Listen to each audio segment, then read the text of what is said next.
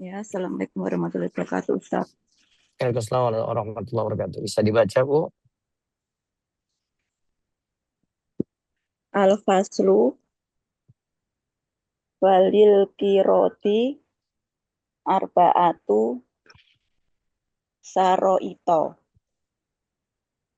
an yakuna ila nat ila natin minat daroihi Minad darahimi. minat darohimi wadana niri ba'an wa'an ya dana robumali Robbul mali. lil amili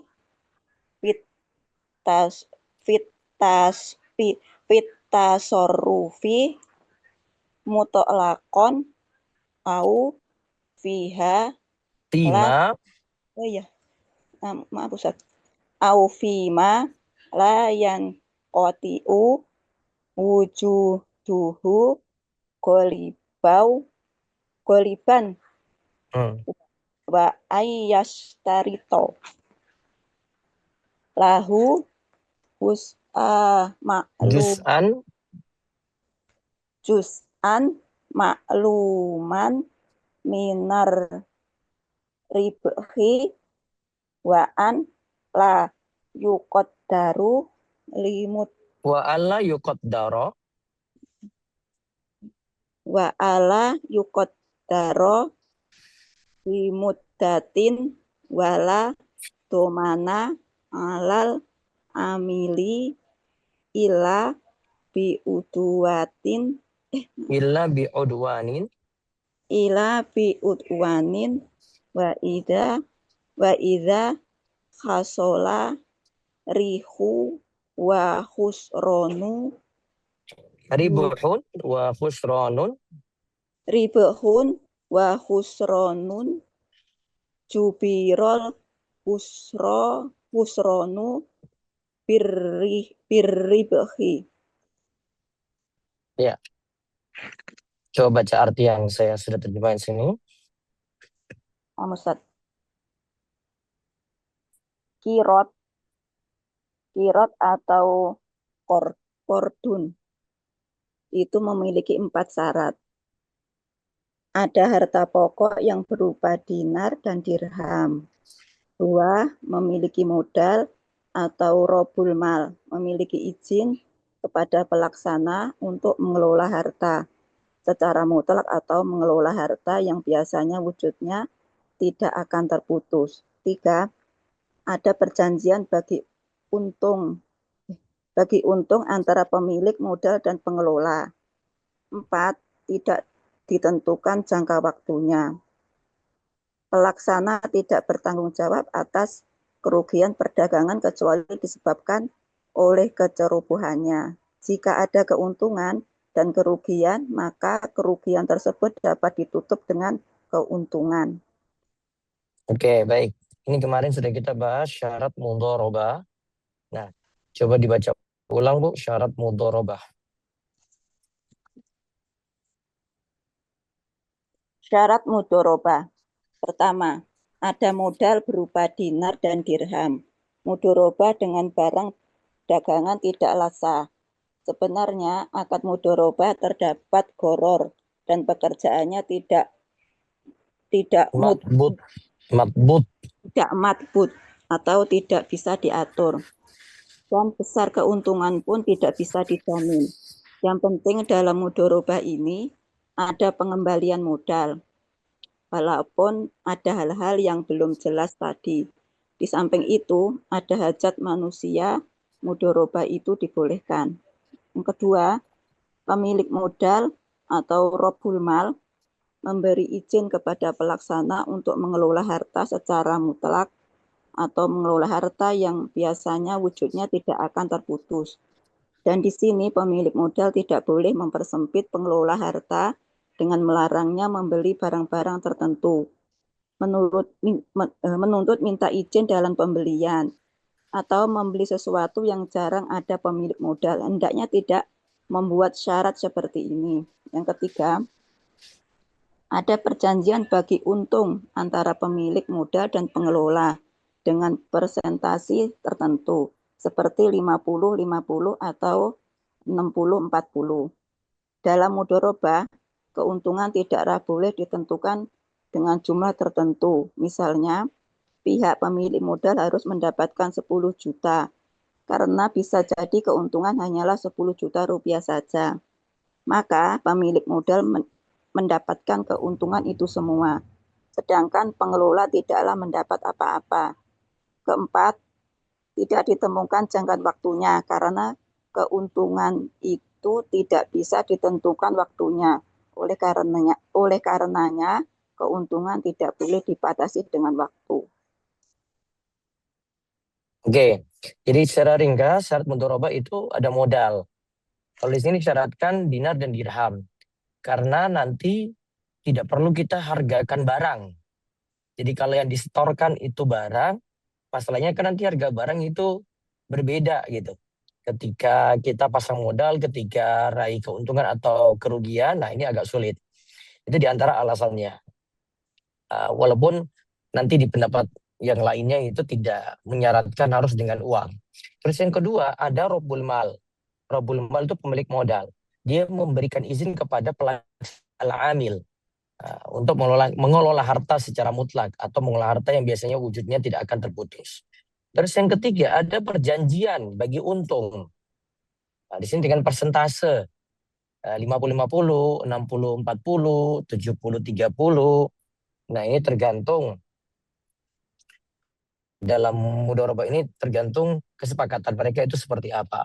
Tapi ini ada tapinya ini. Kalau ditetapkan dengan angka tertentu, misalnya bisnis berjalan, kalau ada keuntungan, si pemilik modal dapat 10 juta rupiah, sisanya nanti untuk pengelola atau pelaku usaha. Maka ini kan menguntungkan bagi si pemodal karena dia nggak akan rugi di situ.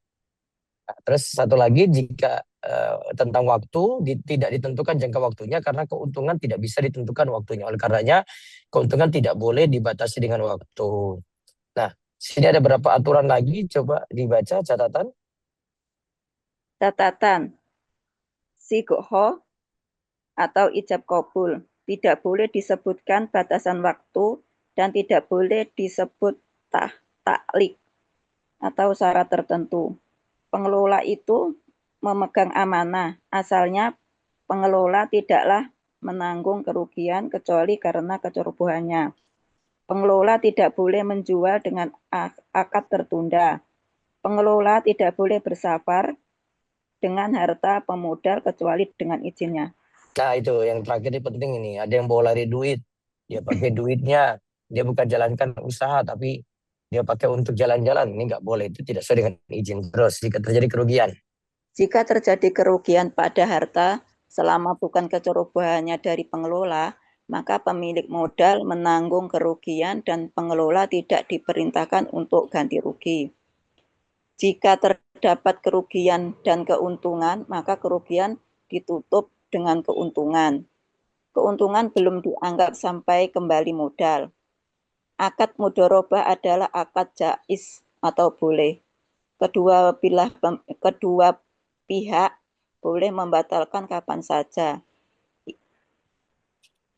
Kapanpun itu.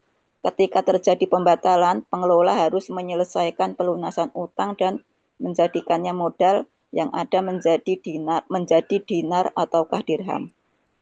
Jika pemodal mengatakan kepada pengelola bahwa semua keuntungan menjadi milik pemodal, maka itu boleh. Ini berarti pekerjaan yang dilakukan pengelola hanyalah tabaruan atau majanan. Hanya membantu alias gratis. Seandainya menggunakan hewan tunggangan mudharabah, maka wajib baginya membayar upah kepada pemodal dari harta pengelola sendiri. Tidak ada gaji untuk pengelola pada harta mudharabah walaupun ia bersafar. gaji tersebut sudah masuk dalam kerja yang diperoleh dari keuntungan saat dibagi. Nah, itu ada catatan terakhir, tidak ada gaji untuk pengelola. Jadi murni dia muter modal itu. Nah, dari harta mudharabah itu tidak ada. Nanti kan dibagi untung. Soalnya kalau dia sudah ditetapkan dapat gaji, berarti kan dia nggak pernah dapat rugi. Nah, ini harusnya akadnya jelas, makanya sejak awal. Pingin mudharabah atau pingin akadnya itu upah gitu. Gaji tersebut sudah masuk dalam kerja yang diperoleh dari keuntungan saat dibagi. Nanti saat keuntungan saja.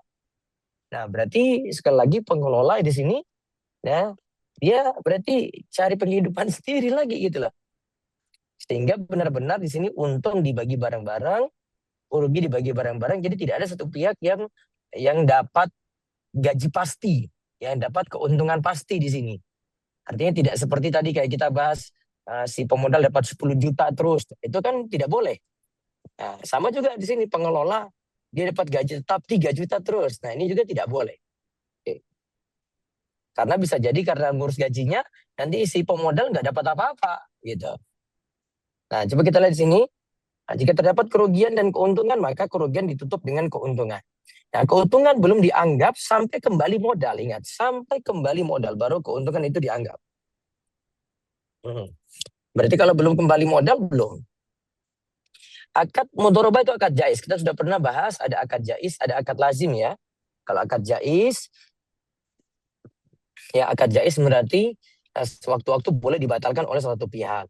Ketika terjadi pembatalan, pengelola harus menyelesaikan pelunasan utang dan menjadikan modal yang ada menjadi dinar atau dirham. Terus jika pemodal mengatakan kepada pengelola bahwa semua keuntungan menjadi milik pemodal, maka itu boleh, itu boleh-boleh saja. Ini berarti pekerjaan yang dilakukan pengelola hanyalah majanan tabarruan gratisan. Maka jangan mau kalau dia bilang nanti semua keuntungan menjadi milik pemodal, untuk semua keuntungan. Nah itu mau nggak seperti itu? Ini kan merugikan yang kelola gitu.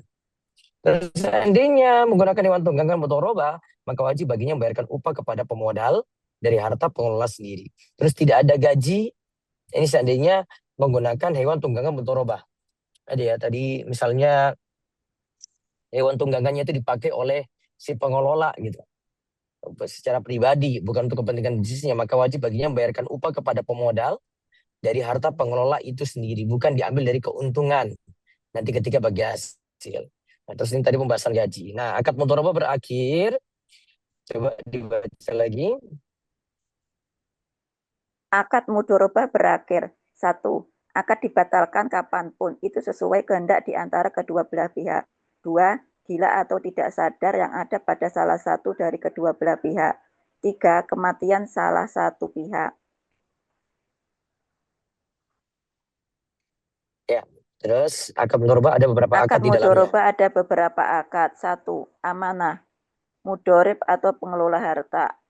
Amil adalah amin yang diberi amanah ketika memegang harta. 2. Wakalah. Mudharib menjadi wakil dalam penggunaan harta karena ia menggunakan harta orang lain dengan izinnya. 3. Sirkah.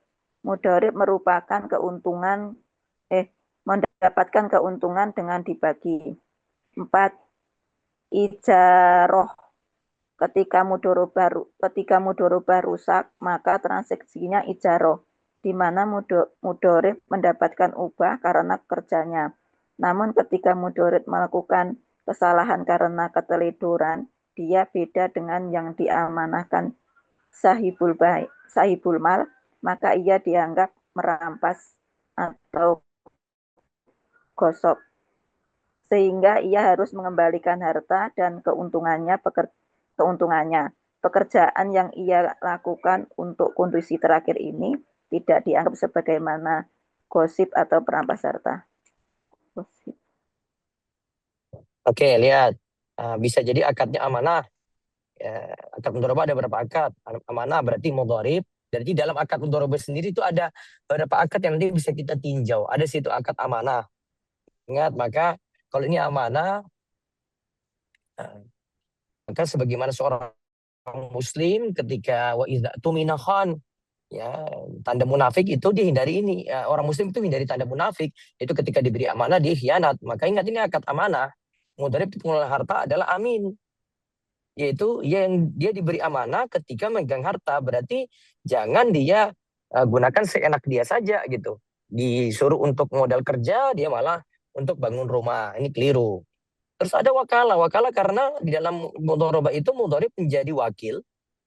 Ya, pengelola harta itu, ya pengelola itu menjadi wakil dalam penggunaan harta dari si pemodal. Karena ia menggunakan harta orang lain dengan izinnya. Jadi dalamnya juga ada wakalah. Terus yang ketiga ada syirkah. Karena mudharib itu mendapatkan keuntungan dengan dibagi. Mendapatkan keuntungan dengan dibagi. Kemudian yang keempat ada ijarah. Ketika mudharabah rusak, maka transaksinya jadi ijarah. Ya, di mana mudharib mendapatkan upah karena kerjanya. Namun ketika mudharib melakukan kesalahan karena keteledoran dia, nah, berarti nanti kalau mudharabah itu rusak, maka transaksinya jadi ijarah, berarti upah. Di mana mudharib pengelola usaha tadi, dia mendapatkan upah karena kerjanya, berarti dia dikasih upah. Namun ketika mudharib melakukan kesalahan karena keteledoran dia sendiri, uduan tadi yang kita sebut kemarin, beda dengan diamanahkan sohibul mal, maka ia dianggap merampas atau ghasab. Berarti disuruh kembalikan, sehingga harus mengembalikan harta dan keuntungannya. Lalu pekerjaan yang dilakukan untuk kondisi terakhir ini tidak dianggap sebagaimana ghasib perampas harta. Nah, di sini ada contoh kasus saja, investor mendirikan modal kepada pengelola usaha kuliner. Nah, seorang investor memberikan modal 50 juta rupiah kepada seorang pengusaha yang ahli membuat makanan. Nah, pengusaha mengelola modal secara penuh, keuntungan dibagi 60-40 untuk pemilik modal dan pengelola. Oke, 60-40 ya. Jika rugi, asal bukan karena kelalaian pemilik modal yang menanggung kerugian modal. Ini bentuk mudharabah murni, modal dari satu pihak, keahlian dari pihak lain. Bisa juga program kemitraan usaha mikro UMKM. Banyak pengusaha pemula tidak memiliki modal, tetapi memiliki keterampilan. Nah, investor memberikan modal usaha, misalnya untuk membuka kopi, usaha laundry kecil, kedai gorengan, usaha makanan beku. Investor tidak ikut menerima bagian keuntungan sesuai persentase yang disepakati. Contoh misalnya sini pemodalnya 80%, pengelola 20%. Jadi keuntungan bersih. Selama tidak ada nominal yang dijanjikan, maka akad ini sah sebagai mudharabah.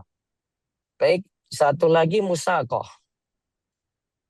Ada lagi yang baca, silakan. Tadi Bu Sapitri ya, makasih Bu. Allah barik fiik. Nah, sekarang baca musaqah. Wal musaqatu jaizatun ala naqli wal karmi wala syartani ahaduhuma ayuqaddiruha bimuddatin ma'lumatin wasani ayu'ayyina lil amil juz'an ma'luman minas samarati summa al amalu fiha ala darbaini amalun ya'udu naf'u ila samarati fa ala al amili wa amalun ya'udu naf'u ila al ardi fa ala rabbil ma'al. Coba di sini.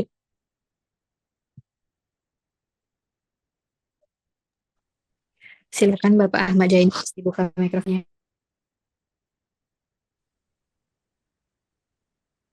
Bismillahirrahmanirrahim. Qala musannif rahimahullah. Faslun. Wal musaqatu jaizatun ala nakhli wal karmi. Walaha surtoni. Ahaduhum Walaha syartani. walaha sartoni. Ahaduhuma ayyuqaddiruha Ayuqaddiruha an ada an kan? ya ya. Ayyuqaddiruha bimudzatin maklumatin wasani ay ayyu'ayyina ayyu'ayyina lil amili juz'an makluman minas samaroti summal amalu fiha ngala dorbaini amalun ya'udu naf naf'udu ila samaroti naf'uhu ila samaroti fahuwa ala amili wa amalun ya'udu naf'uhu ilal ardi wa huwa ala rabbil mali. Ya, coba baca artinya sini. Faslun inilah fasal Musakoh itu akad yang diperbolehkan Akad atas jais ya. atas kurma dan anggur. Atasnya ada 2 syarat. Salah satunya eh, ditentukan jangka waktunya yang sudah maklum. Yang Mm-mm. kedua, eh, bagi ngamil ditetapkan atau ditakyinkan eh, juz'an bagiannya, makluman yang sudah diketahui. Dari eh, buah-buahan, dari buah-buahan. Mm. Kemudian amil itu ada 2 macam.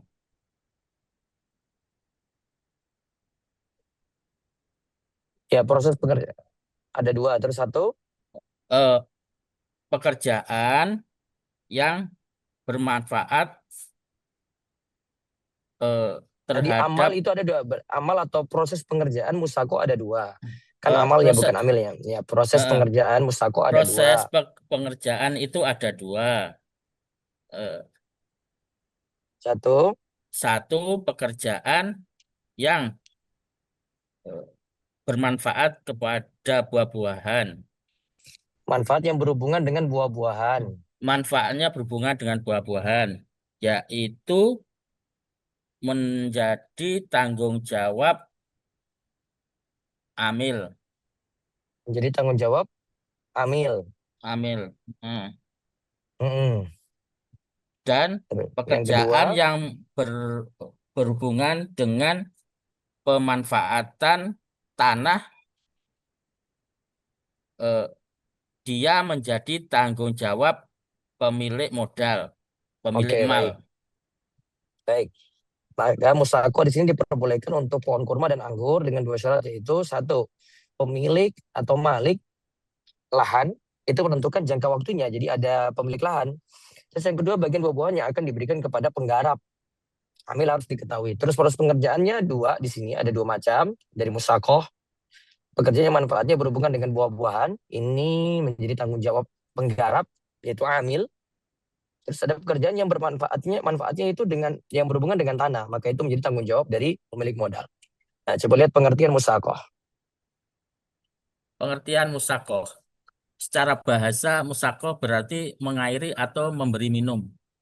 Yang dimaksud dengan musakoh adalah akad di mana seseorang menyerahkan tanaman kurma ataupun anggur untuk diairi oleh yang merawatnya, di mana ada pembagian tertentu dari hasil buahnya. Hukum musakoh adalah boleh, asalkan memenuhi syarat tertentu. Dalil bolehnya musakoh adalah sabda Nabi Shallallahu Alaihi Wasallam pernah memperkerjakan penduduk Khaybar dalam hal musakoh. Hmm. Hikmah musakoh adalah karena adanya maslahat dan adanya hajat dalam hal ini. Karena ada yang memiliki tanaman tetapi tidak mampu menggarapnya. Sebaliknya, ada yang mampu menggarap tapi tidak memiliki tanaman. Nah, berarti musako itu akad di mana ada si pemilik tanah menyerahkan tanah, yaitu menyerahkan tanaman kurma atau anggur untuk diiri oleh yang merawatnya. Berarti ada pemilik itu dia nggak bisa garap. Sedangkan ada orang yang bisa garap tapi tidak memiliki tanaman atau tanah. Gitu loh. Maka di sini dibolehkan di sini, dan Nabi SAW itu pernah mempekerjakan penduduk Khaybar dalam hal musakoh. Baik, coba lihat rukun musakoh. Rukun musakoh nomor 1, malik atau pemilik. Yang kedua, amil atau pekerja atau penggarap. Yang ketiga, amal atau pekerjaan. Keempat, maurid atau tanaman yang diairi. Yang Yang kelima, kelima, samar atau buah. Yang keenam, sigoh, ijab dan kabul. hmm, Musakoh sah dilakukan oleh dilihat dari sisi sendiri, boleh melakukan transaksi. Sedangkan hmm, untuk anak kecil dan orang gila harus melalui orang lain yang menjalankan transaksi untuknya selama dituntut. Syarat malik dan amil sama dengan syarat yang disebutkan dalam akad kirot. hmm. Syarat Oke. Baik, Amal. ini kalau kita lihat dari rukunnya ini sama dengan mudharabah. Pekerja, ada pengelola, kemudian ada pemilik, gitu kan. Nah, ini hampir sama, ini bentuk dari bagi hasil juga, gitu.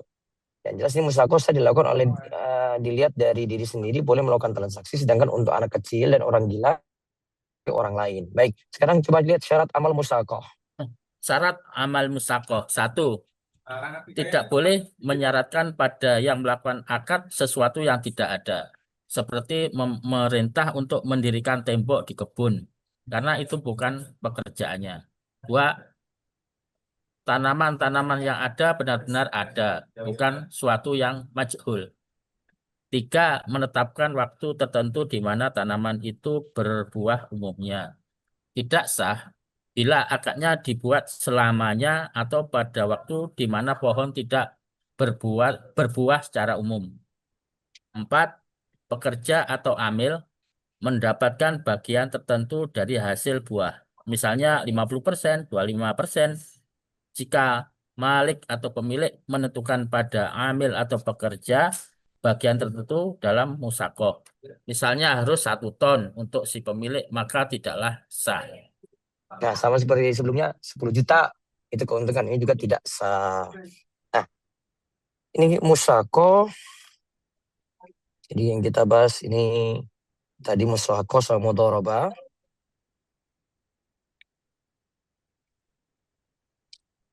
Ini syarat maulid. Nah, coba lihat dulu syarat amal musakoh. Tidak boleh menyaratkan pada yang melakukan akad sesuatu yang tidak ada, seperti memberikan memerintah untuk mendirikan tembok di kebun, karena itu bukan pekerjaannya.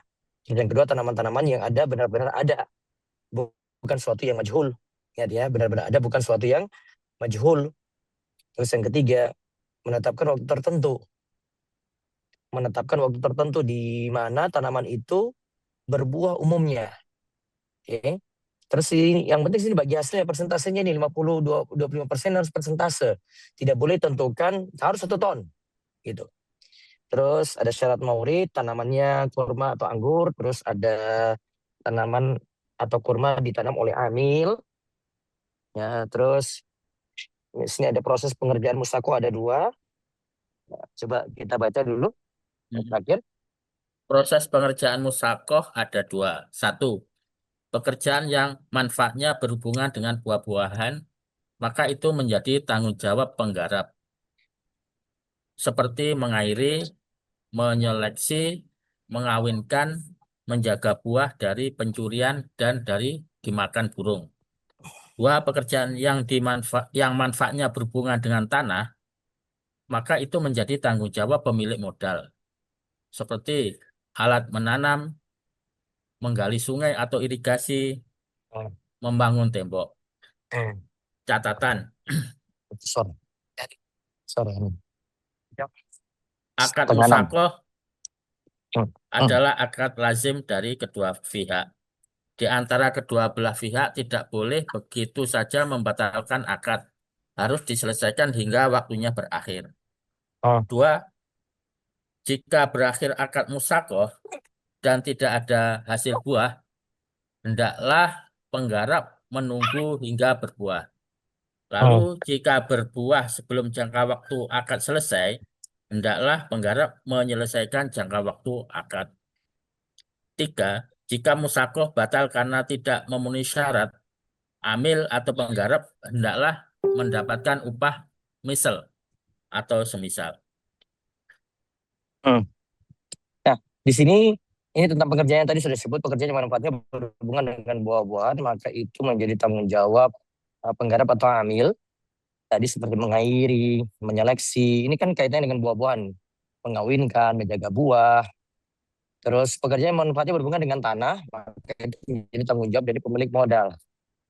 Alat untuk menanam, menggali sungai atau irigasi, membangun tembok, gitu ya. Catatan akad musakoh adalah akad lazim dari kedua pihak. Akad lazim di sini ya. Di antara kedua belah pihak tidak boleh begitu saja membatalkan akad, harus diselesaikan hingga waktunya berakhir. Oh gitu, dari sisi waktu berarti ya. Terus jika berakhir akad musakoh atau tidak ada hasil buah, hendaklah penggarap menunggu hingga berbuah. Lalu jika berbuah sebelum jangka waktu akad selesai, hendaklah penggarap menyelesaikan jangka waktu akad. Terus jika musyakoh batal karena tidak memenuhi syarat, ya, amil atau penggarap hendaklah mendapatkan upah misal atau semisal.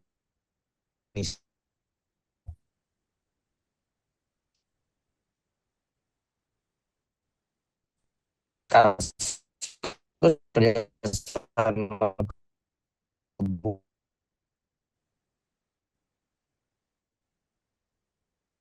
sama kebun besok upah salah dan bisa selesai ini. Ya, cukup. Ada pertanyaan? Saya boleh tanya Ustadz, mohon izin. Ya, kalau mohon izin bertanya. Dengan doa ini subhanallah.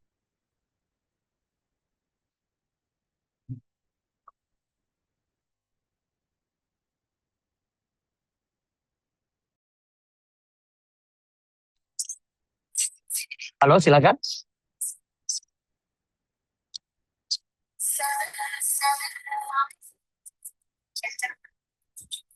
Halo, silakan. Kan Bapak Ahmad Jaini bisa dibuka mikrofonnya. Ya, izin Ustadz bertanya. Kalau saya tangkap yang terakhir kita bahas musyakoh itu adalah kalau di negara kita itu kayak petani penggarap ngerjakan bisa kebun ataupun sawah ya. Ya. Nah, Betul. kalau dari akad yang asli di fikih tadi adalah penggarap hanya terkait dengan mengairi, mengawinkan kalau dia buah dan macam-macam. Tapi dalam praktek kalau di kita itu untuk misalnya pertanian itu kan ada pupuk, ada insektisida, macam-macam. Itu tanggungan dari tanggungan siapa, Ustadz?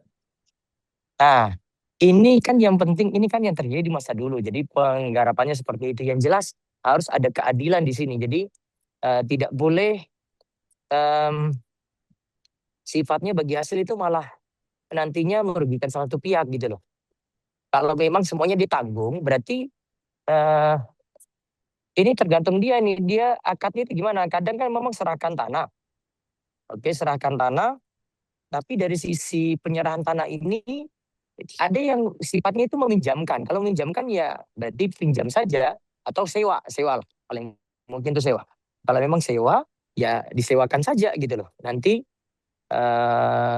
bagaimanapun hasilnya pokoknya sewa sekian rupiah gitu dalam jangka waktu tertentu. Kalau mau bagi hasil seperti itu ya boleh-boleh saja. Yang jelas harus ada keadilan situ. Ini tadi prinsipnya yang terjadi di masa silam. Tapi kalau ada pembagian yang lain selama itu adil pasti boleh. Gitu ya. Ya, artinya perikatan itu kan perikatan kalau bahasa ini. Iya. Perikatan antara dua pihak. Yang penting Iya. semuanya sudah diperjanjikan dengan jelas mengenai bagi hasilnya, mengenai Betul. apa pembagian biaya macam-macam dan penyelesaian dari biaya itu sudah jelas ya. Yang penting kan kembali ke akad perjanjiannya, Ustadz ya. Iya betul. Oke. Itu ya. Baik, itu saja. Saya rasa cukup. Insyaallah besok kita ketemu Islam. Subhanakallahumma wa bihamdika asyhadu an la ilaha illa anta astaghfiruka wa atubu ilaik. Assalamualaikum warahmatullahi wabarakatuh. Waalaikumsalam warahmatullahi wabarakatuh.